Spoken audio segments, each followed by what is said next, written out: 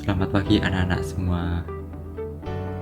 Pada kesempatan ini, saya akan menjelaskan mengenai materi bentuk-bentuk penyampaian pendapat pada mata pelajaran Pendidikan Pancasila kelas 9 SMP. Sebelum memasuki materi bentuk-bentuk penyampaian pendapat, ada sedikit pengantar. Kemerdekaan menyampaikan pendapat merupakan salah satu wujud nyata dari kehidupan berdemokrasi. Setiap warga negara Indonesia pasti memiliki hak untuk mengemukakan pendapat di muka umum, baik itu disampaikan secara lisan maupun tertulis.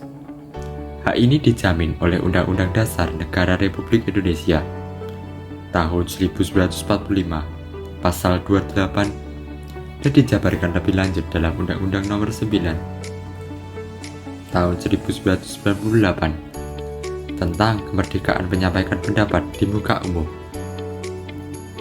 Melalui kemerdekaan berpendapat, warga negara dapat berpartisipasi aktif di dalam kehidupan berbangsa dan bernegara.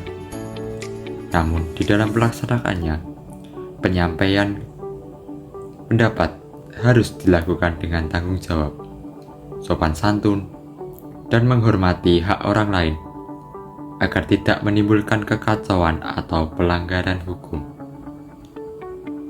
Tujuan dari penyampaian materi bentuk-bentuk penyampaian pendapat ini adalah peserta didik dapat menjelaskan bentuk-bentuk penyampaian pendapat dengan benar. Lalu peserta didik dapat menyebutkan bentuk-bentuk penyampaian pendapat dengan tepat. Sebelum melanjut untuk slide selanjutnya, berikut adalah contoh penyampaian pendapat oleh peserta didik. Pasti dari para siswi pasti sudah pernah menyampaikan pendapatnya, entah itu di rumah, misalnya di keluarga, atau di lingkungan masyarakat, ataupun di lingkungan sekolah. Misalnya, contohnya yang pernah dilakukan di rumah atau di lingkungan keluarga, yaitu mengusulkan tempat yang ingin dikunjungi pada saat wisata dengan saling bermusyawarah dengan keluarga. Lalu di lingkungan sekolah, misalnya kita siswa ada tugas kelompok, kita bisa saling menyampaikan ide atau gagasan ke kelompok, menyampaikan pendapat-pendapat ke kelompok. Lalu ada di masyarakat, yaitu misalnya kita di rapat RT atau rapat RW, kita menyampaikan pendapat mengenai memberikan saran misalnya tentang keamanan kampung, kegiatan kebersihan lingkungan, dan masih banyak yang lainnya. Contoh-contoh tersebut merupakan contoh hal sederhana yang dapat kita lakukan dalam menyampaikan pendapat di muka umum.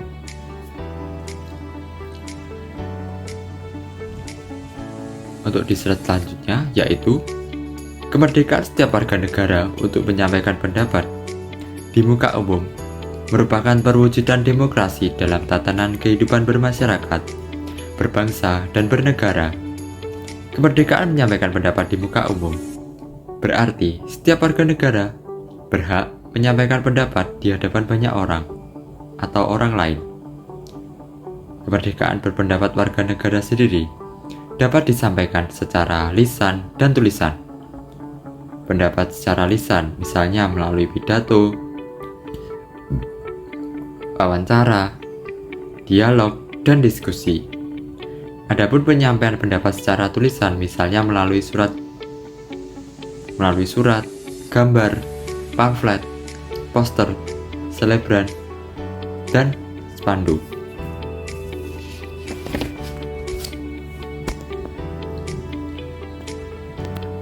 Pada era kemajuan teknologi informasi ini, kamu dapat menyampaikan ide atau gagasan melalui berbagai media sosial. Baik itu secara lisan, misalnya pendapat dapat dituangkan ke dalam video, kemudian diunggah ke media sosial. Lalu ada secara tulisan, pendapat dapat dituangkan dalam bentuk unggahan atau status. Pada era digital ini, penyampaian pendapat secara tertulis bisa dilakukan dengan status unggahan atau artikel di media online. Namun kebebasan ini harus diimbangi dengan tanggung jawab, serta memperhatikan etika berkomunikasi di dunia maya. Nah, dalam hal ini bentuk dan tata cara penyampaian pendapat di muka umum berdasarkan ketentuan Undang-Undang Dasar Nomor 9 Tahun 1998 tentang kemerdekaan menyampaikan pendapat di muka umum dan peraturan pemerintah pengganti Undang-Undang Nomor 2 Tahun 1998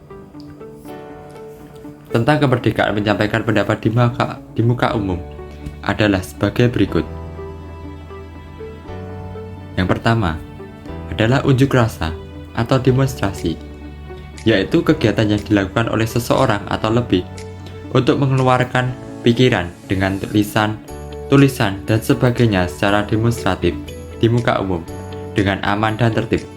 Sebagai contoh, misalnya demonstrasi bertema Damai itu Indah, NKRI bersama jadi tauladan persatuan.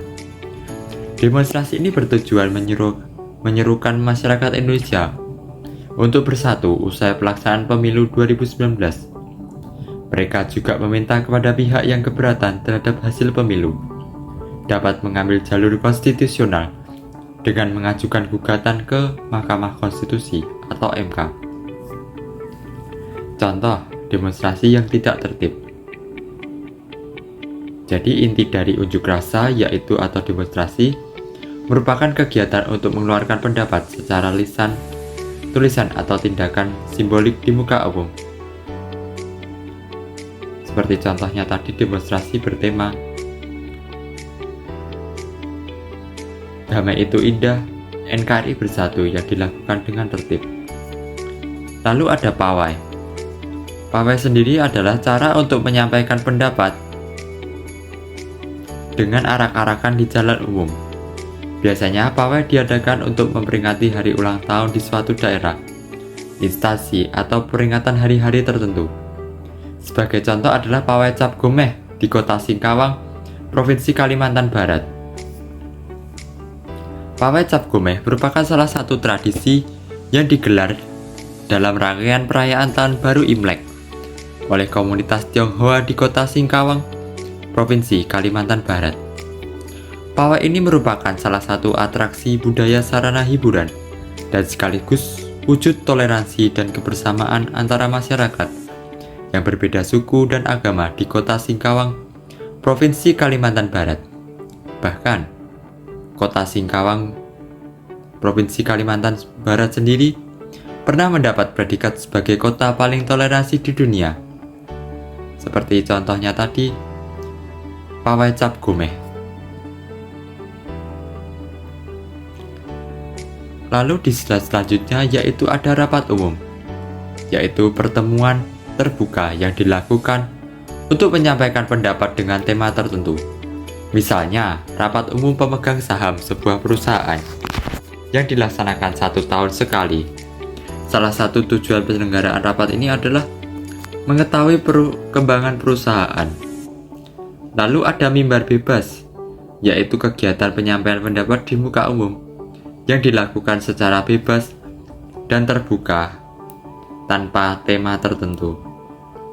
Mimbar bebas itu adalah kegiatan di mana seseorang menyampaikan pendapat secara terbuka tanpa tema tertentu.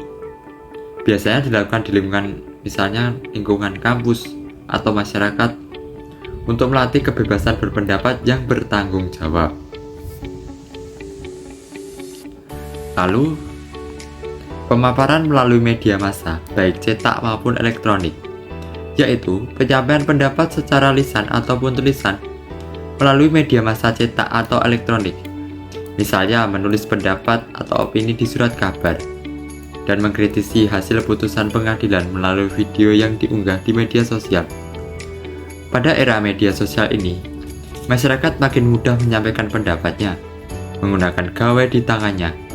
Meskipun demikian, pendapat tersebut hendaknya disampaikan dengan mengedepankan nilai-nilai etika yang berpendapat. Penyampaian melalui media massa ini dapat disampaikan melalui media cetak seperti koran, majalah, maupun media elektronik lainnya seperti televisi, internet, dan media sosial. Contohnya seperti menulis opini di surat kabar atau membuat video kritik sosial di platform digital. Dalam hal ini, media sosial, masyarakat juga harus berhati-hati agar pendapat yang disampaikan tidak mengandung ujaran kebencian atau berita hoax.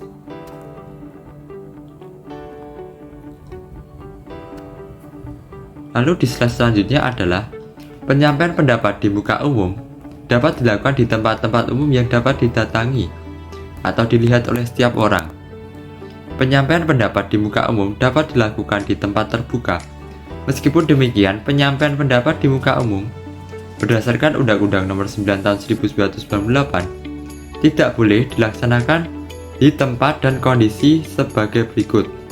Yang pertama, di lingkungan Istana Kepresidenan, tempat ibadah, instansi militer, rumah sakit, pelabuhan, udara atau laut, stasiun kereta api, terminal, angkutan darat, dan objek-objek vital. Lalu pada hari besar nasional. Lalu yang ketiga, pada malam hari. Ketentuan mengenai waktu dan tempat yang dilarang untuk menyampaikan pendapat di muka umum tersebut harus dipatuhi oleh masyarakat demi terciptanya dan ketertiban dan keamanan yang baik. Di sini, saya mungkin akan sedikit menambahkan penjelasan arti dan makna dari kata objek-objek vital. Objek-objek vital sendiri merupakan tempat fasilitas atau instansi yang memiliki peranan penting dan strategis bagi kelangsungan kehidupan berbangsa dan bernegara.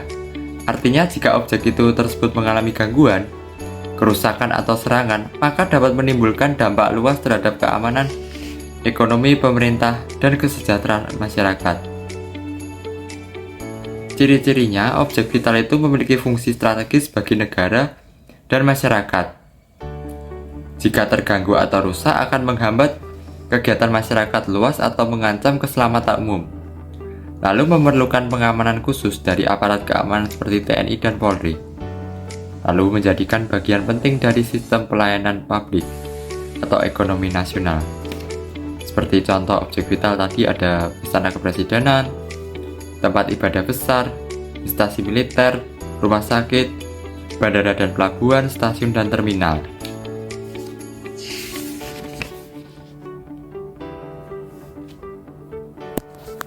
Nilai yang dapat ditanamkan dari pembelajaran hari ini adalah peserta didik diharapkan dapat memahami pentingnya kebebasan berpendapat dalam demokrasi, menyadari bahwa setiap hak harus disertai dengan kewajiban untuk menghormati hak orang lain, menunjukkan sikap sopan, santun, dan bertanggung jawab dalam menyampaikan ide atau kritikan dalam menyampaikan pendapat di muka umum. Sekian materi yang dapat saya sampaikan. Mohon maaf apabila ada salahnya. Terima kasih.